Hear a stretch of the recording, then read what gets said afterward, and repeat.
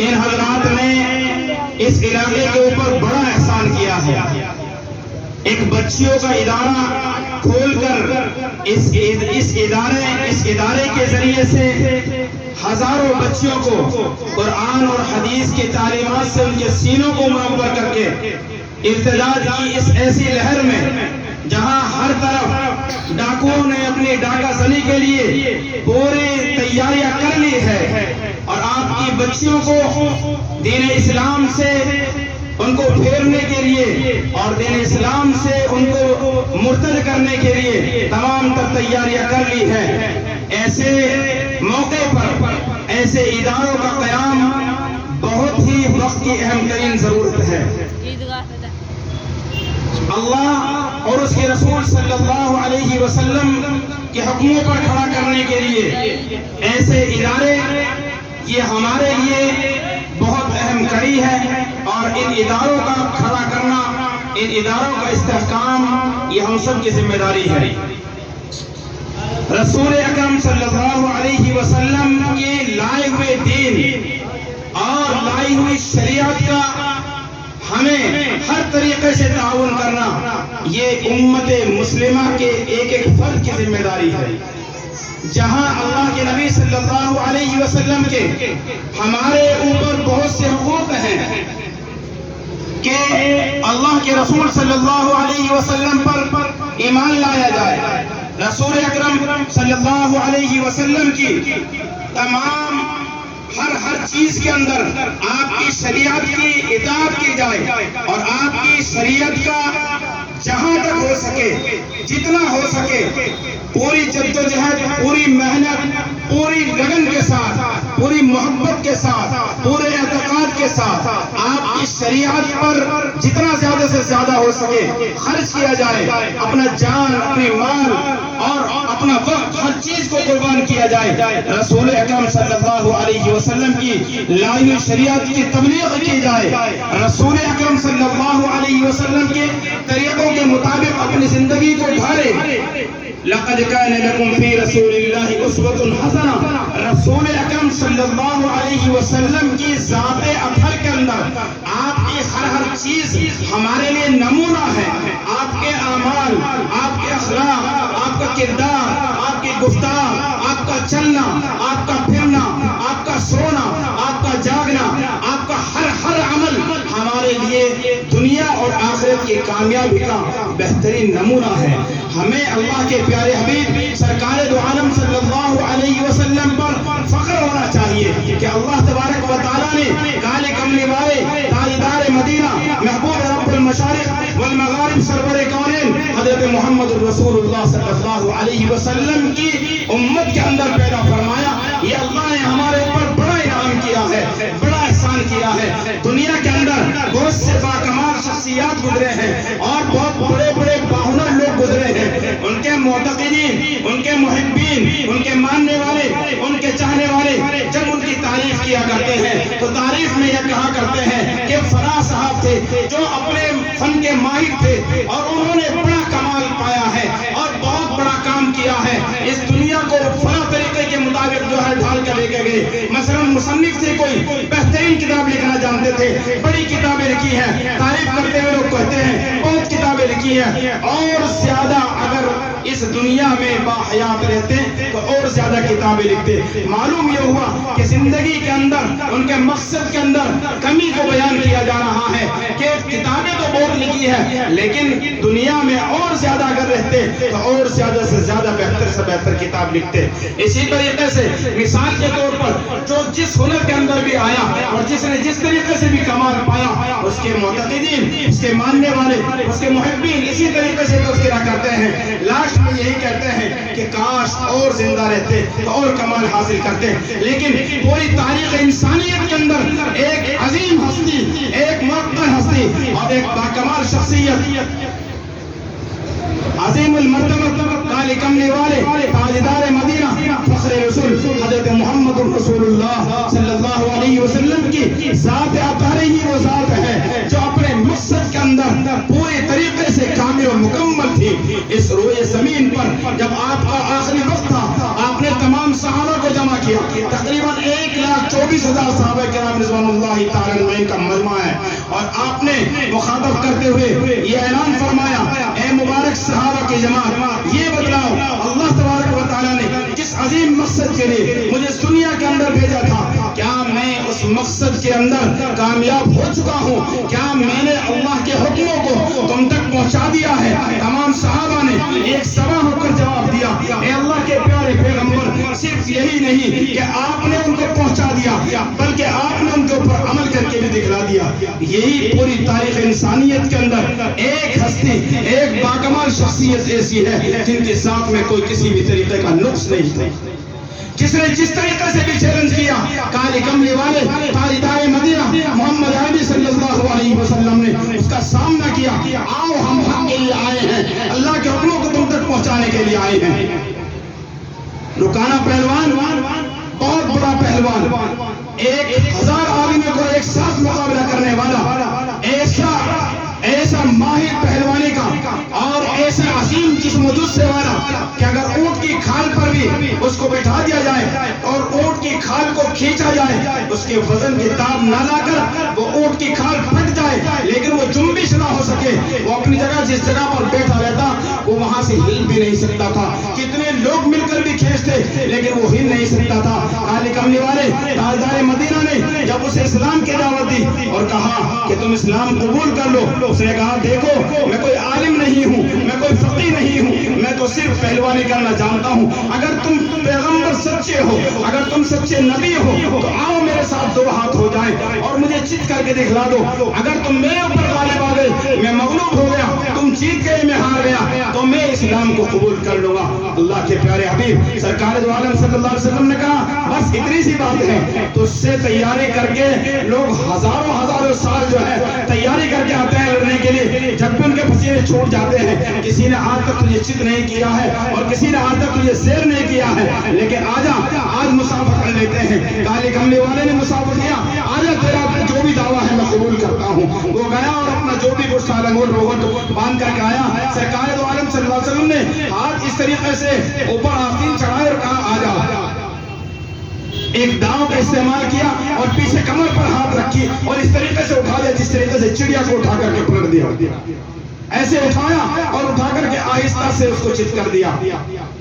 رکانہ پہلوان دیکھ کر حیران ہو گیا، اس کو یقین ہی نہیں آیا ہے کہ یہ ماجرا ہو چکا ہے کہ میں چت ہو چکا ہوں، چڑیا کی طرح اٹھا لیا ایسے اور اس طریقے سے چت کر دیا۔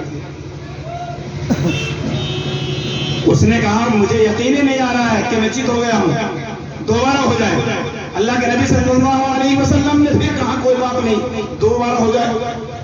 سرکار دو عالم صلی اللہ علیہ وسلم نے پھر ایک داؤ کا استعمال کیا اور ایسے ہی اس کے پشت پر ہاتھ لے کر گئے اور چڑیا کی طرح اٹھایا اور پھر پلٹ دیا۔ رکانہ پہلوان کہنے لگا کہ بھائی ماجرا کچھ اور ہے، اور محمد عربی صلی اللہ علیہ وسلم سے کہا یہ تمہاری طاقت نہیں ہے، تمہارے اندر کچھ معاملہ ضرور ہے، ورنہ آج تک کسی کی ہمت نہیں ہو سکی ہے کہ مجھے چت کر دے، اور تم تو مجھے اس طرح اٹھا رہے ہو جیسے چڑیا کو اٹھا رہے ہو، پلٹ رہے ہو، 1000 آدمی مل کر جس کا مقابلہ نہیں کر سکتے۔ اللہ کے نبی صلی اللہ علیہ وسلم نے ارشاد فرمایا میں اپنے جسم کی طاقت کی دعوت نہیں دے رہا ہوں، جو چیز میرے اندر ہے میں اسی کی دعوت دے رہا ہوں، جو چیز میرے اندر ہے میں اللہ کے حکم کی طرف تجھے بلا رہا ہوں، آجا، اگر تجھے 2 جہاں کی کامیابی درکار ہے تو پھر میرا دامن تھام لے اور میں جو کہہ رہا ہوں اس کو سچ مان لے۔ رسول اکرم صلی اللہ علیہ وسلم اس دنیا کے اندر تشریف لائے اور ایسے اخلاق لے کر کے آئے کہ اخلاقی اعتبار سے اخلاق کے جتنے درجے علماء کرام مفسرین علیہ رحمہ بیان فرمائے ہیں ان میں سب سے اعلیٰ ایسے اخلاق والا روئے زمین پر نہ پیدا ہوا ہے، نہ اس وقت موجود ہے اور نہ صبح قیامت تک آ سکتا ہے۔ رسول اکرم صلی اللہ علیہ وسلم سے ایک مرتبہ ایک یہودی کا معاملہ پیش آیا، یہودی سے کچھ قرض لیا اور یہ کہا کہ 6 مہینے میں لوٹا دوں گا۔ اس یہودی نے دوسرے تیسرے دن آ کر چڑھائی کر دی اور کہا کہ تم تو ہو ہی ایسے خاندان کے، تم لوگ قرض لیتے ہو اور دیتے نہیں ہو۔ رسول اکرم صلی اللہ علیہ وسلم نے جیسے ہی یہ باتیں سنی تو اپنے سر کو شرم اور حیا کی وجہ سے جھکا لیا. ادھر عمر فاروق رضی اللہ تعالیٰ بیٹھے ہوئے تھے. کہا کہ اللہ کے نبی میں تلوار لے کر آتا ہوں اس کی گردن اڑا دیتا ہوں. تو بجائے اس کے کہ عمر فاروق رضی اللہ تعالیٰ حق پر تھے کیونکہ 6 مہینے کے لیے قرض لیا تھا اور یہ دوسرے تیسرے دن آ کر چڑھائی کر رہا تھا. اللہ کے نبی صلی اللہ علیہ وسلم بجائے اس کے کہ عمر فاروق رضی اللہ تعالیٰ کو شاباشی دیتے, ناراضگی کا اظہار فرمایا اور کہا عمر ایک تو ان کا قرض ہمارے اوپر ہے اور ایک ان کو قتل کرنے کی بات کرتے ہو. عمر فاروق رضی اللہ تعالیٰ نے ادب کے ساتھ درخواست پیش کی, اللہ کے نبی صلی اللہ علیہ وسلم میرے ہوتے ہوئے میرے موجودگی میں کوئی آپ کی شان میں گستاخی کر دے یہ ہرگز ہو نہیں سکتا ہے. یا تو آپ مجھے اجازت دے دیں کہ میں اس کا قرض لوٹا دوں, نہیں تو میں اس کی گردن اڑا دوں گا. میں اس گستاخی کو اور اس بدتمیزی کو ہرگز برداشت نہیں کر سکتا. اللہ کے پیارے حبیب سرکار دو عالم صلی اللہ علیہ وسلم نے ارشاد فرمایا میں تمہیں اجازت دیتا ہوں اس کا قرض ادا کر دو اور اس کے اوپر کچھ اور مزید انعام کے طور پر بھی رکھ کر کے دے دو. آپ یہی نہیں کہ جو آپ پر ظلم کرتا اس کو معاف فرما دیتے بلکہ اس کے اوپر احسان بھی فرما دیتے تھے. بدلہ نہیں لیتے, معاف فرما دیتے, مزید یہ کہ اس کے اوپر احسان بھی فرماتے تھے. چنانچہ عمر فاروق رضی اللہ تعالیٰ گئے اور جانے کے بعد اس کا قرض ادا کیا اور اوپر سے مزید جو حکم ہوا تھا وہ کچھ بھی دے دیا انعام کے طور پر. اور پھر گھور کر پھر آپ نے کہا کہ تمہیں کیا ہو گیا تھا کہ تم اللہ کے پیارے حبیب کی شان میں گستاخی کر رہے تھے. وہ یہودی عالم کہتا ہے میں نے کالی کملی والے تاجدار مدینہ آخری نبی سرکار دو عالم صلی اللہ علیہ وسلم کی تمام صفات کو اور تمام ان کی چیزوں کو پڑھ لیا ہے کہ آخری نبی کے اندر یہی صفات ہوں گی. یہ آخری صفت آزمانا باقی تھی. میں نے اپنی کتاب کے اندر پڑھا تھا کہ آخری نبی جو دنیا کے اندر تشریف لائیں گے وہ ایسی عظیم ہستی ہوگی جتنا ان کے اوپر ظلم کیا جائے گا وہ اتنے ہی نرم پڑتے چلے جائیں گے. ہوتا کیا ہے جب جتنا ظلم ہوتا ہے آدمی اتنا ہی زیادہ غصے میں آگے غضبناک ہوتا ہے, لیکن کالی کملی والے ایسے ہوں گے جتنا ان کے اوپر ظلم کیا جائے گا وہ اتنے ہی نرم پڑتے چلے جائیں گے. آج میں اس آخری صفت کو جان چکا, پہچان چکا, آزما چکا. اشہد ان لا الہ الا اللہ واشہد ان محمد رسول اللہ صلی اللہ علیہ وسلم پڑھ کر دائرہ اسلام کے اندر داخل ہو گئے. وہ عثمان شیبی کہ جب اللہ کے نبی صلی اللہ علیہ وسلم کو مکے سے مدینہ جانے کی طرف ہجرت کا حکم ہوا اور اس وقت خانہ کعبہ کی تمام چابیاں کفار مکہ کے ایک سردار عثمان شیبی کے پاس جا چکی تھی اور جب اللہ کے نبی صلی اللہ علیہ وسلم مدینے کی طرف تشریف لے جا رہے تھے عثمان شیبی سے کہا مجھے 2 رکعت نماز پڑھنے کی اجازت دے دو. اس وقت چابی اور تمام ملکیت عثمان شیبی کے پاس تھی. عثمان شیبی نے انکار کر دیا, نہیں ہرگز اجازت نہیں. کہا 2 ہی رکعت پڑھنی ہے, 2 رکعت پڑھنی ہے. کہا نہیں بالکل اجازت نہیں. اللہ کے نبی صلی اللہ علیہ وسلم کے یہ پیارے کلمات زبان مقدس سے نکل پڑے, اے عثمان شیبی یاد رکھنا ایک دن وہ آئے گا جس جگہ پر تو کھڑا ہے اس جگہ پر میں کھڑا ہوں گا اور جس جگہ پر میں کھڑا ہوں اس جگہ پر تو کھڑا ہوگا, یاد رکھنا. یعنی کہ اس وقت تمام چیزوں کے مالک آپ ہو, سرداری آپ کے پاس پہنچ چکی ہے, خانہ کعبہ کی تمام چابیاں آپ کے پاس ہے اور میں رعایا بن کر تمہارے سامنے کھڑا ہوں. ایک دن وہ آئے گا یہ چابیاں میرے پاس ہوں گی اور تم رعایا بن کر میرے سامنے کھڑے ہوں گے. چنانچہ اللہ کے نبی صلی اللہ علیہ وسلم کے یہ پیارے کلمات نکلنے تھے, 2 رکعت نماز پڑھنے کی اجازت نہیں دی اور آپ مدینے کی طرف تشریف لے گئے. مدینے میں لوگوں کو ایمان کی دعوت دی اور اسلام کی طرف بلایا. چنانچہ جب اللہ کے نبی صلی اللہ علیہ وسلم مدینہ منورہ سے فاتحانہ مکہ کے اندر داخل ہوئے تمام چابیاں سرکار دو عالم صلی اللہ علیہ وسلم کے پاس آ چکی تھی. اس وقت اللہ کے پیارے پیغمبر سرکار دو عالم صلی اللہ علیہ وسلم مسجد نبوی کے اندر خانہ کعبہ کے اندر جو ہے اللہ کی تسبیح اور تحمید بیان فرما رہے تھے. تمام کے تمام صحابہ اس وقت وہاں موجود اللہ کی تسبیح اور تحمید بیان فرما رہے تھے. سب کے سب تھرتھرا رہے تھے کہ ہم نے ان کے اوپر بڑا ظلم کیا ہے, ہم نے ان کو بڑا ستایا ہے, لیکن آج وہ دن ہے کہ ایک ایک چیز کو جو ہے یہ صحابہ ہمیں چھوڑیں گے نہیں. محمد عربی آج में छोड़ेंगे नहीं। सब कांप रहे थे। जब अल्लाह के नबी सल्लल्लाहु अलैहि वसल्लम ने ऐलान फरमाया, ऐ कुफ्फार मक्का, जमा हो जाओ यहाँ इस मैदान के अंदर। चुनांचे तमाम के तमाम आए, डरते और कांपते हुए आए। अल्लाह के नबी सल्लल्लाहु अलैहि वसल्लम ने कहा, उस्मान शेबी कहाँ है? उस्मान शेबी और ज्यादा घबराया कि वो वक्त आ चुका है कि अल्लाह के नबी ने कहा था कि एक दिन वो होगा कि जिस जगह पर तू खड़ा है मैं खड़ा होऊंगा। शायद सबसे पहले तलवार तेरे ऊपर चलनी है। वो आगे आता है और उसके बाद अल्लाह के नबी सल्लल्लाहु अलैहि वसल्लम इरशाद फरमाते हैं, उस्मान शेबी, क्या वो वक्त आ चुका है जब तूने 2 रकात नमाज पढ़ने की इजाजत नहीं दी? और मैंने कहा था एक दिन वो वक्त आएगा कि जिस जगह पर तू खड़ा है उस जगह पर मैं खड़ा हूँगा। क्या वो वक्त आ चुका? उस्मान शेबी ने कहा, जी हाँ वो वक्त आ चुका है कि अब तेरा क्या होगा, अब तेरा क्या होगा? उसने फौरन कहा, अखुन करीम व नबीयुल करीम, मेरे नबी बड़े करीम हैं, मेरे भाई बड़े करीम हैं।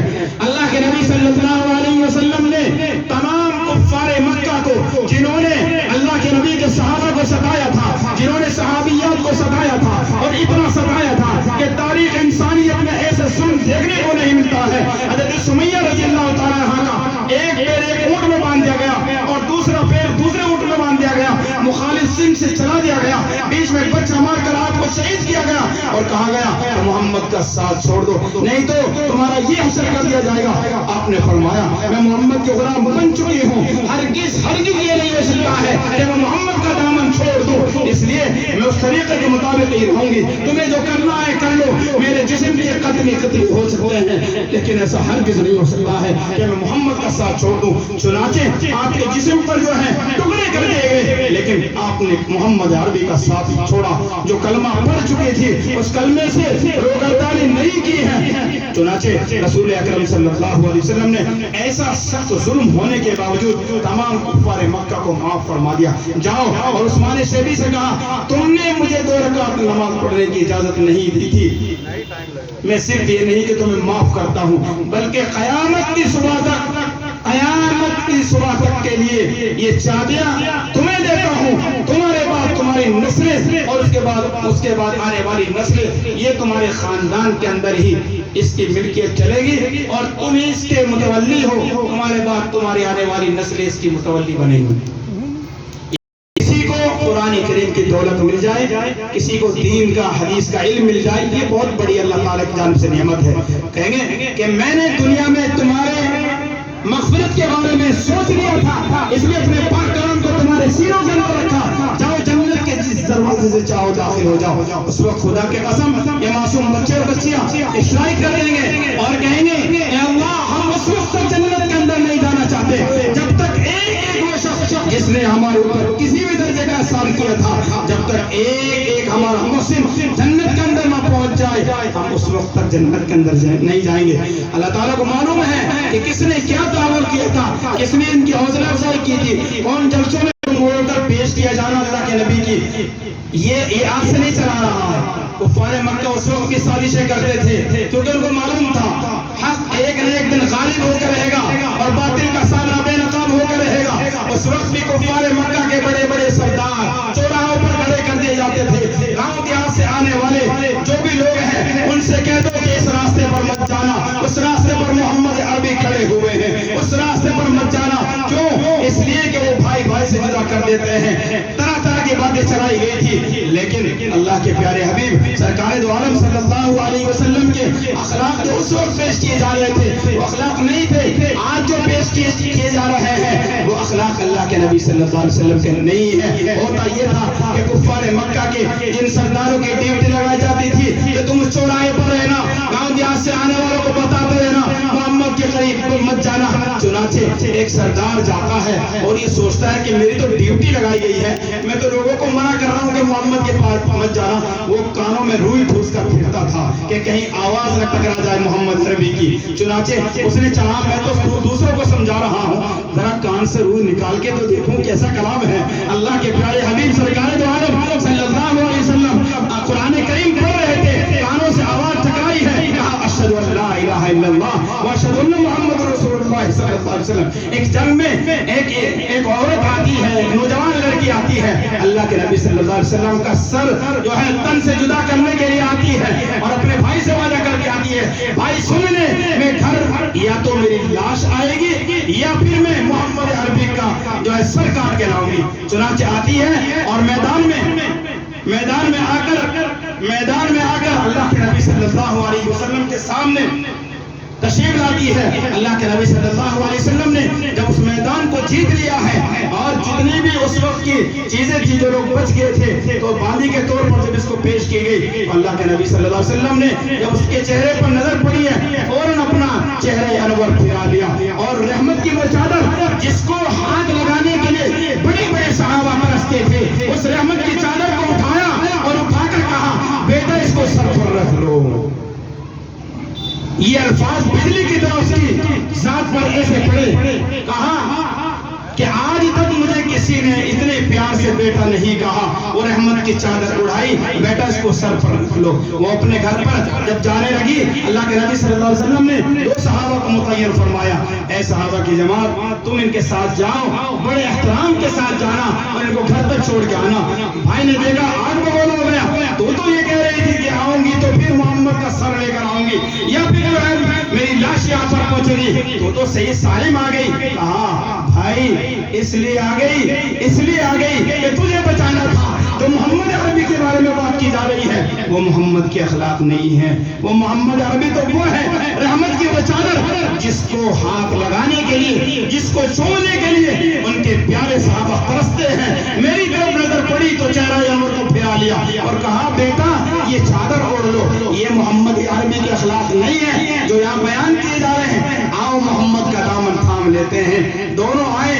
بہن اور بھائی اور کلمہ پڑھا۔ اسلام جو پھیلا ہے اخلاق سے پھیلا ہے، تلوار کے زور پر اسلام نہیں پھیلا ہے۔ نہ اسلام کے اندر ہرگز ظلم کی اجازت نہیں دی جاتی ہے۔ وہ جو چیزیں پیش کی جا رہی ہے وہ توڑ موڑ کر پیش کی جا رہی ہے۔ ایک دن حق غالب ہو کر رہے گا، ایک دن سچائی سامنے آ کر کے رہے گی۔ محمد عربی صلی اللہ علیہ وسلم کمزوروں کا، ضعیفوں کا ایسا ساتھ دیتے۔ ایک بوڑھی اماں ہے، لکڑیاں جمع کرنی اور اس کے بعد تلاش میں ہے، کوئی اٹھواتے۔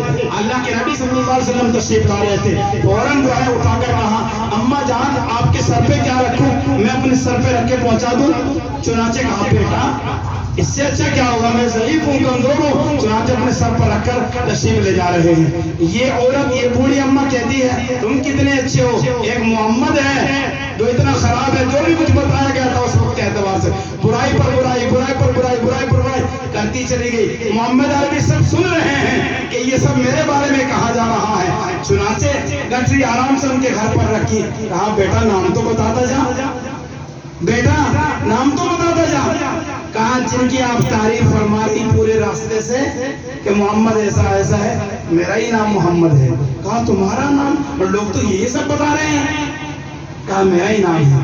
کہا اشہد ان لا الہ الا اللہ اشہد ان محمد رسول اللہ۔ اس طریقے سے اسلام پھیلا ہے میرے عزیز و بزرگ اور دوستوں۔ اس لیے آج ساری انسانیت کو چاہیے، مسلمانوں کے لیے نبی بن کر نہیں آئے، رحمت للعالمین بن کر کے آئے۔ جب ستایا گیا اللہ کے نبی کو، فرشتے آئے، کہا اگر آپ کی اجازت ہو تو دونوں پہاڑوں کو ملا کر ان کو پیس دیتے ہیں۔ کہا نہیں، مجھے اس لیے اللہ نے نہیں بھیجا، مجھے رحمت بنا کر کے بھیجا، انسانوں ہی کے لیے نہیں، جانوروں کے لیے بھی، جمادات، نباتات، ہر چیز کے لیے رحمت بن کر اللہ کے نبی صلی اللہ علیہ وسلم تشریف لائے۔ پتھر آپ کو سلام کرتے تھے، پتھر سلام کرتے تھے، چھوٹے چھوٹے پیڑ آ کر آپ سے سلام کرتے تھے، آپ کے سامنے آ کر کھڑے ہو جاتے، اور جب اللہ کے نبی صلی اللہ علیہ وسلم قضاء حاجت سے تشریف لے جاتے پھر اپنی جگہ پر پہنچ جاتے تھے۔ اللہ کے نبی صلی اللہ علیہ وسلم سے پتھر محبت کرتے تھے، درخت محبت کرتے تھے۔ پھر کیا وجہ ہے کہ آج ہم نے ان کے طریقے کو چھوڑ دیا ہے؟ پھر اسی لیے تو کہتے ہیں کہ مولوی صاحب دعا کر دیجئے، بڑے پریشان ہیں۔ دوستوں محمد عربی کا دامن تھام لو، ان کے طریقے کے مطابق اپنا ہر کام کرو، انشاءاللہ دنیا تمہارا قدم چومے گی۔ یہی چیز صحابہ نے پکڑی تھی، لہذا جس طرف قدم بڑھاتے تھے ان کے قدم بڑھتے اور پھیلتے چلے جاتے تھے۔ رسول اکرم صلی اللہ علیہ وسلم کی جو باتیں آپ کو بتائی گئی ہے، چھوٹا سا طالب علم ہوں، ان حضرات کا حضرت مولانا مفتی انور شاہ صاحب قاسمی دامت برکاتہم العالیہ کا جو آپ نے میرا تعارف کرایا ہے. میں تو ایک چھوٹا سا طالب علم ہوں, ان حضرات کا حسن ظن ہے. بہرحال میں جہاں آپ کو یہ باتیں بتلا رہا تھا کہ رسول اکرم صلی اللہ علیہ وسلم کے ہمارے اوپر کیا کیا حقوق ہیں, ان میں سے ایک حق یہ ہے کہ جو شریعت لے کر رسول اکرم صلی اللہ علیہ وسلم آئے ہیں, اس شریعت کی جہاں تک ہو سکے اس شریعت کی مدد کی جائے, اس کو پھیلانے میں, اس کی تبلیغ کرنے میں, اس کی اشاعت میں آپ حضرات تعاون پیش کریں. کسی کو قرآن کریم کی دولت مل جائے, کسی کو دین کا حدیث کا علم مل جائے, یہ بہت بڑی اللہ تعالیٰ کی جانب سے نعمت ہے. کہیں گے کہ میں نے دنیا میں تمہارے مغفرت کے بارے میں سوچ لیا تھا, اس لیے اپنے پاک کلام کو تمہارے سینوں کے اندر رکھا, جاؤ جنت کے جس دروازے سے چاہو داخل ہو جاؤ. اس وقت خدا کے قسم یہ معصوم بچے اور بچیاں اشراق کر دیں گے اور کہیں گے اے اللہ ہم اس وقت تک جنت کے اندر نہیں جانا چاہتے جب تک ایک وہ شخص جس نے ہمارے اوپر کسی بھی درجے کا احسان کیا تھا, جب تک ایک ہمارا مسلم جنت کے اندر نہ پہنچ جائے, ہم اس وقت تک جنت کے اندر نہیں جائیں گے. اللہ تعالیٰ کو معلوم ہے کہ کس نے کیا تعاون کیا تھا, کس نے ان کی حوصلہ افزائی کی تھی, کون جلسوں میں نہیں ہو سکا تھا, دور تھا, جب تک پہنچا پروگرام مکمل ہو چکا تھا. لیکن اس مرتبہ ناراضگی کا اظہار فرمایا کہ نہیں آپ کہیں بھی ہو چلیے آپ. 2:30 بجے کا الارم لگایا تھا, اس وقت وضو وغیرہ کی 2 رکعت پڑھی, اللہ سے مدد چاہیے. اللہ دور ہوں کافی لیکن اس وقت تک پہنچ پاؤں گا نہیں, تو بہرحال نکلا ہوں. آپ لوگوں کی محبتیں ہیں, اللہ تعالیٰ سلامت رکھے اور اس محبت کے عوض اللہ تعالیٰ کل قیامت کے دن عرش کے عظیم سائے میں اللہ تعالیٰ جگہ عنایت فرمائے. بتائیے بھائی کون کیا خرچ برداشت کرے گا؟ کتنی جگہ بنی ہے, کیا صبح سے چل رہا ہے کھانا پینا, ماشاءاللہ کھانا پینا تو صبح سے چل رہا ہے, لینا دینا بھی شروع ہو رہا ہے. تو کون آدمی ٹینٹ کا کتنا خرچ ہے, ٹینٹ کے لیے کون آدمی اللہ کا شیر ہے جو اللہ کے نبی کی لائی ہوئی شریعت کے لیے مدد کرنا چاہتا ہے. اور اللہ تعالیٰ نے فرمایا جو میرے دین کی مدد کرے گا ضرور میں اس کی مدد کروں گا. کون آدمی اللہ کا شیر ہے کوئی اس مجمع میں ٹینٹ کے خرچ کو برداشت کرنے کے لیے ہے کوئی اللہ کا شیر کہ جو یہ کہہ سکے کل قیامت کے دن کھڑا ہو کر میدان محشر میں اللہ کے نبی صلی اللہ علیہ وسلم میرا بھی حصہ لگا ہے آپ کے دین کو پھیلانے کے لیے. یہ ٹینٹ کس کے لیے لگا ہے بھائی, کس کے لیے لگا ہے؟ آپ لوگوں کے لیے لگا ہے نا, تاکہ اچھی بیٹھنے کا انتظام ہو سکے, کوئی دھوپ وغیرہ نہ ہو, کسی طریقے کی کوئی بدرسمی نہ ہو, آپ ہی کے لیے لگا ہے نا. بتاؤ کون آدمی ہے کوئی اس مجمع میں جو یہ کہے ٹینٹ کا خرچ میں برداشت کر لوں گا؟ زیادہ خرچ نہیں ہے, گھبراؤ مت, مشکل سے میرے خیال سے 4-5 ہزار روپے ہوگا. ہے کوئی آدمی جن کی بچیاں فارغ ہو رہی ہوتی ہیں اس مجمع میں, جن کی بچیاں جنت کا سرٹیفکیٹ لے کر آپ کو جنت میں لے جانے کے حقدار بنا کر اس مدرسے میں 8 سال 5 سال تعلیم حاصل کر کے آپ کے علاقے میں قرآن کی اور حدیث کے علم کو پھیلانے کے لیے اس کی نورانیت کو پھیلائیں گی. کیا اس مجمع میں ان کے والدین میں سے کوئی ہے؟ ماشاءاللہ ماشاءاللہ.